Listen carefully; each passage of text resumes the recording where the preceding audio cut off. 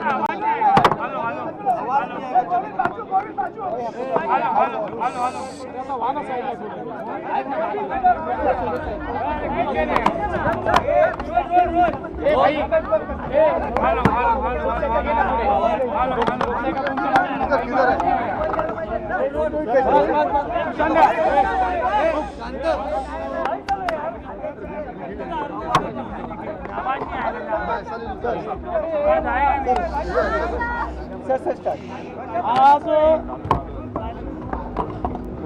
Steel Mahakumbh या ठिकाणी संपन्न झालेला आहे आणि देशभरातनं स्टील सेक्टरमधले लोक या ठिकाणी एकत्रित आले आहेत। या स्टील महाकुंभाची थीम ही ग्रीन स्टील आहे। स्टील मेकिंगमध्ये अपारंपरिक ऊर्जा स्रोत वापरून, अल्टरनेट फ्युएल्स वापरून ग्रीन स्टील कसं तयार करता येईल या संदर्भातली थीम आहे। सन्माननीय केंद्रीय मंत्री यांनी या ठिकाणी अतिशय चांगल्या पद्धतीची योजना मांडलेली आहे आणि प्रल्हादजींनी सांगितलं की केंद्र सरकारने 5,000 कोटी रुपयाचा फंड हा ग्रीन स्टील मॅन्युफॅक्चरिंग करता ठेवलेला आहे। महाराष्ट्राच्या वतीनं आमचा प्रयत्न असेल की याचा जास्तीत जास्त उपयोग करायचा आणि आज मी एक संकल्प बोलून दाखवला आहे की आता महाराष्ट्र हा स्टील मेकिंगमध्ये देशामध्ये 4थ्या क्रमांकावर आहे।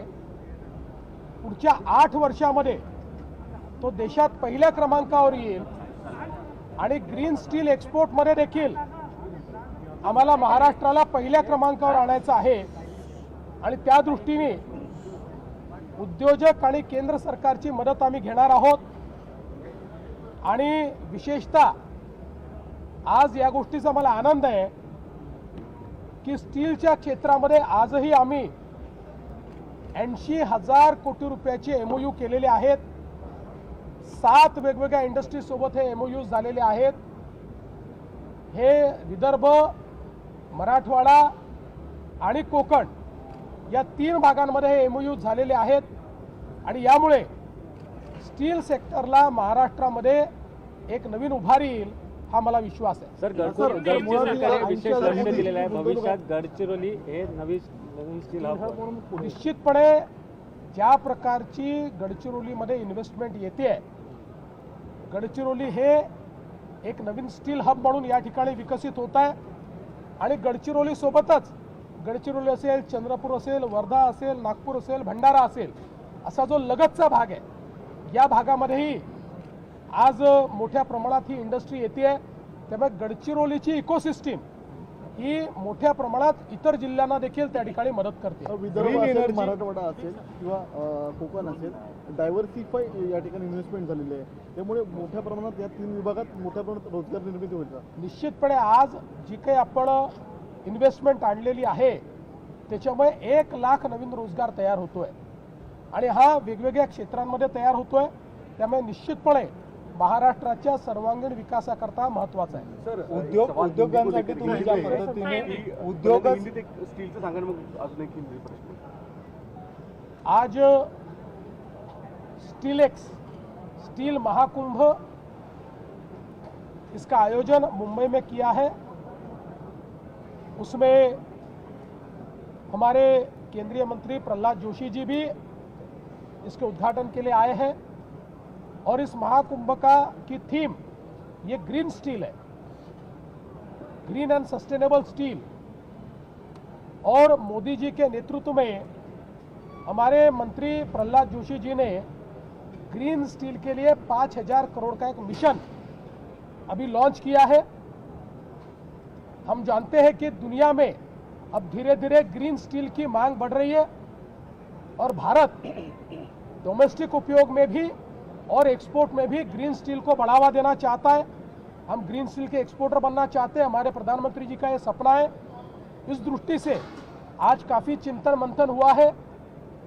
हमने भी ये तय किया है कि अब धीरे धीरे गढ़चिरौली जो एक नया स्टील का इकोसिस्टम बन रहा है, नई स्टील सिटी बन रही है, वहाँ पर हम लोग ग्रीन स्टील की निर्मित कैसे कर पाए इसका विचार हम करेंगे। हम लोगों ने महाराष्ट्र में तय किया है कि देश के स्टील उत्पाद में महाराष्ट्र चौथे नंबर पर है, अगले 8 सालों में उसको हम पहले नंबर पर लाएंगे और ग्रीन स्टील एक्सपोर्ट में भी भारत सरकार की मदद से हम लोग महाराष्ट्र को नंबर 1 ले जाना चाहते हैं। आज स्टील के क्षेत्र में महाराष्ट्र में 80,000 करोड़ रुपए का निवेश हुआ है, 1 लाख रोजगार का सृजन इससे होगा और महाराष्ट्र के अलग अलग भागों में ये इन्वेस्टमेंट आने से एक सर्वांगीण विकास की दृष्टि से इसका बहुत महत्व होगा। सर, विजेच्या बाबत देखील तुम्ही आज भाषणात महत्त्वपूर्ण उल्लेख केला। जे उद्योजक आहेत त्यांना आता दरवर्षी वीज दर देखील 2005 पासून 2025 पर्यंत औद्योगिक विजेचे दर हे सरासरी 9% वाढले आहेत, पण आता 2025 ते 2030 मल्टी इयर टॅरिफ MERCने जे मंजूर केलंय याच्यामध्ये आता वाढ नाही तर दरवर्षी 2 ते 3% हे कमी होणार आहेत। म्हणजे आजपेक्षा 2030 साली जवळपास 10% ते कमी असतील आणि दरवर्षी ते कमी होणार आहेत। त्यामुळे एक मोठा दिलासा हा उद्योगांना मिळतो।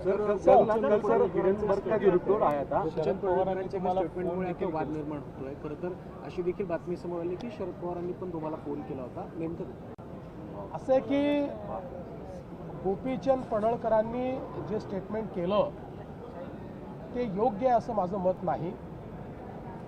कोणाच्याही वडिलांबद्दल किंवा परिवाराबद्दल स्टेटमेंट करणं हे योग्य नाही आहे। या संदर्भात गोपीचंद पडळकर यांच्याशी मी बोललेलो आहे, त्यांनाही मी सांगितलेलं आहे आणि मला शरद पवारांचा फोन आला होता, तेही या संदर्भात माझ्याशी बोलले। मी त्यांनाही सांगितलं की अशा प्रकारचं जे स्टेटमेंट आहे त्याचं आम्ही कधीच समर्थन करणार नाही।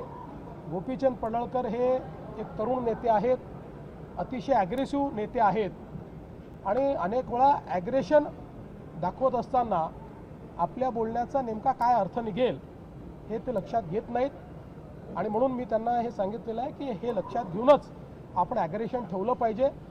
तुम्हाला भविष्यात चांगला नेता म्हणून मोठी संधी आहे, त्याच्यामुळे तुम्ही आपण बोलत असताना त्याचे काय अर्थ निघतील अशा प्रकारचा विचार केला पाहिजे, हा सल्ला मी त्यांना दिला आहे। गोल्डन डेटा लाडक्या बहिणीसाठी काही काढलेला आहे राज्यसभेच्या, ते नेमकं कशा पद्धतीने हा गोल्डन डेटा गोल्डन डेटा जो काढलेला आहे त्याच्यावर अजून काम चाललेलं आहे, ते काम पूर्ण झाल्याशिवाय मी सांगणार नाही। राहुल गांधी लगातार वोट चोरी को लेकर बोलते रहे हैं। आज सर राहुल गांधी ने कल एक ट्वीट किया, उसमें जैन जी नाम का word use KIA. Jain ji ने कहा कि जैन जी लोकतंत्र और सामने मैंने पहले ये कहा है कि वोट चोरी का मामला नहीं है, राहुल गांधी जी का दिमाग चोरी हो गया है। और जब दिमाग चोरी हो जाता है तो इसी प्रकार की बातें लोग कहते हैं।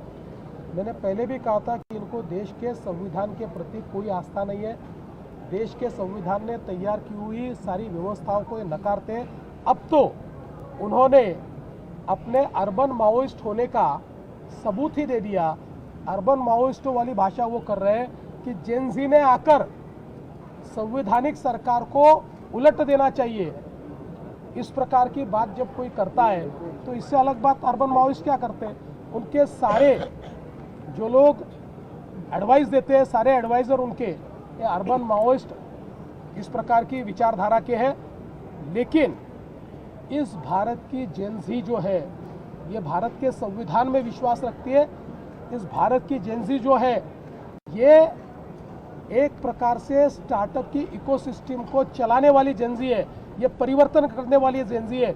ये जेनजी ऐसी है कि जिसको टेक्नोलॉजी पता है और टेक्नोलॉजी के डिसरप्शन से भारत को दुनिया का सिरमौर हम कैसा बना सकते हैं ये जानने वाली जेनजी ये है। इसलिए राहुल गांधी न जेनजी को जानते हैं, न इस देश के युवाओं को जानते हैं, न इस देश के बूढ़ों को जानते हैं, न इस देश के किसी व्यक्ति को जानते हैं। किसी के नब्ज उन्हें पता नहीं।